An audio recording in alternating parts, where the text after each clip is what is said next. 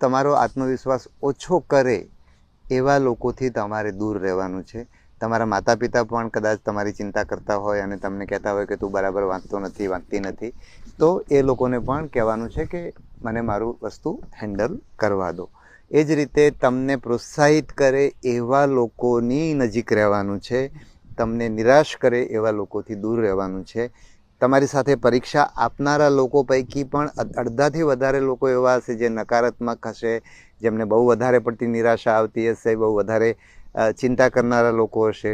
એટલે એવા લોકોને મિત્રો બનાવવાની જગ્યાએ એવા લોકોને મિત્રો બનાવો જે હકારાત્મક હોય, પોતે આત્મવિશ્વાસ ધરાવતા હોય, પોતે પોતાની નિરાશા હેન્ડલ કરી શકતા હોય. બીજું, જે લોકો નિરાશા હેન્ડલ કરે છે એવા લોકોની પાસેથી પણ શીખવાનો પ્રયત્ન કરો. બીજું, હકારાત્મકતા અને આત્મવિશ્વાસ માટે એક બહુ મહત્ત્વનો મુદ્દો એ છે કે ફરિયાદોથી દૂર રહો. ભરતી બોર્ડ જે કંઈ વ્યવસ્થા કરી રહ્યું છે એ વ્યવસ્થા તમારી અપેક્ષા મુજબ, બધાની અપેક્ષા મુજબ ના જ હોય. એટલે એમાં ખામીઓ કાઢવાની, એની સામે ફરિયાદો કરવાની બદલે એ લોકો તમારા માટે જે કંઈ કરી રહ્યા છે, આજે અત્યારે સવારે 4, 4:30 પરીક્ષા ચાલુ થઈ રહી છે, તો વિચાર કરો કે એ લોકો કેટલા વાગે ઓફિસ પહોંચતા હશે, બરાબર? તો એ લોકો જે કંઈ કરી રહ્યા છે એના માટે કૃતજ્ઞતા રાખશો તો તમને અચૂક ફાયદો થશે.